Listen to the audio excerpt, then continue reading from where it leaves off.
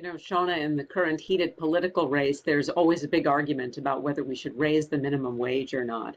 And something that occurs to me is that there's a high cost to poverty. A lot of people who are low wage earners, the stereotype is that you're talking just about a bunch of teenage kids doing their first job and they're not supposed to make money. The reality of who's earning low wages, there are more women than men, and there are people who are adults in the workforce who are making so little that it's costing us $152 billion a year in aid that we have to offer. And there's also a psychology of being poor. I think there's an infographic I'd like to share, if we could put that up on the screen.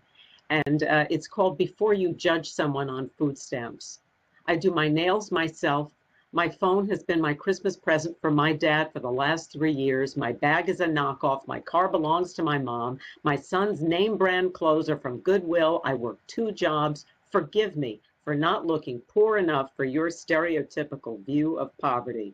I forgot that I'm required to dress in rags in order to appease your prejudice. I think that's really a very powerful statement, especially when you have Congress people, many of whom are millionaires and vote themselves a raise every single year, and they don't want to do what 75% of Americans want to do, which is raise the minimum wage. Shauna, what do you say? It's a complicated topic because there's a lot of human nature that plays into this, right? There's an old sitcom plotline we see recycled again and again where one character will loan the other character money and it changes the dynamic of the relationship. Suddenly they're worried about what are they purchasing, what are they wearing? And I think that human nature plays in here because I don't have a problem with someone looking nice, but am I paying for it? That is the question that starts to run through my mind. And, of course, I want people to have enough food. I want their children to have clothing. I want to make sure they have an opportunity to succeed. But at the same time, when people are struggling on their own, then it's tough to ask them to pay for it. And so in order to advance this conversation, we have to show where is the money coming from. And I think that that's where progressives have failed. They've said we need to do this without quickly saying, and here's where the money comes from. Very few are making that strong case on both sides. I think you're right about that. I think that unfortunately, that the politics becomes emotion, and the emotion is on both sides. On the right, you get, these people are buying themselves a phone and that they don't have a regular phone. They only have a cell phone. And how else is an employer supposed to communicate with them? There was a really tragic story about a woman living in poverty that she said, you know what, I'm missing a tooth, or I don't look perfect. I can't afford to dress nicely. And even though I could work as a secretary, I'm told I'm not front office material. So I don't even have that opportunity. And there is sort of something else that I discovered in looking up a lot of the data on this and who is poor and how that feels. There is a kind of a psychology of it, not only, I don't want to say a poverty mentality, but that plays into it, that you sort of feel that you're in a vicious cycle like a hamster going around on the wheel and that you are never going to break free of this. And so you wind up making other poor financial decisions like going to a check cashing place, for example, which charges you money, or you don't have a car, so you wind up just going to the local store, which may charge you more for a gallon of milk because you don't have a car to get to the Costco where you can buy this for less money. So I think that, in terms of what you're saying about the political debate here, the people who have the dough and who have the wherewithal to change the law also need to spend a lot of time on education in terms of reaching out to people to bring them out of the shadows. Here's something that I came across that I thought was fascinating. David Dayen, who is a progressive and writes a lot about interesting monetary policy, said that he proposed postal banks. It was a way to save the post office and have a rudimentary banking system offered to people so they wouldn't be paying for money orders and they could actually put their money in a savings account and they wouldn't be paid for check cashing.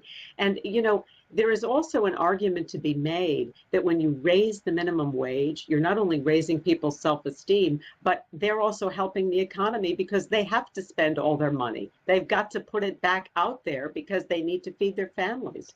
Yeah, I mean, I love all of those arguments. I just find some of them to be a little bit short-sighted.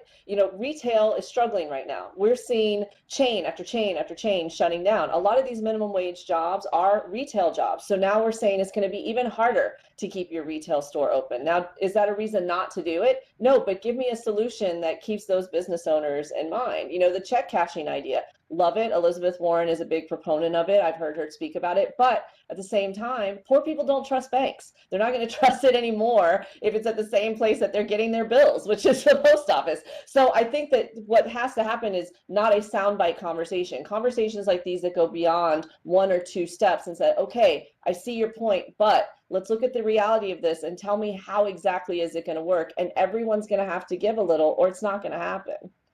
Oh, I think so, but how do you have that conversation if you don't educate people? Listen, I know this situation with the bank firsthand because my dad was a Holocaust survivor and he didn't trust banks and literally kept whatever money he had under the mattress. I had to argue with him at the age of 12 over and over and again. I finally got him to trust putting his money in the bank. He was really interesting. Anushka, I will be very angry with you if that is the wrong thing. I mean, I never heard the end of it. And, you know, thank goodness he could trust the bank and he came to have a good relationship with them. So I understand what you're saying, but don't you think that part of this is an information war of people needing to reach out beyond the Beltway and start talking to the people out there on the ground? And as far as labor is concerned, the U.S. Department of Labor says that if you keep employees by paying them more, then you save the employer money because they don't have to pay to look for a new employee. They don't have to pay to retrain where they lose productivity. So they're saying that those myths about, you know, raising wages costs the employer are false. Yeah, you know, I agree that there's a big conversation to have. I know that it's complicated and nuanced, but if there's ever a place to have that type of conversation, it's right here. And I know that this is just the first of many. So in the meantime, I'm Shauna Bircher alongside Anita Finlay, and this is yet another great topic on Dare We Say.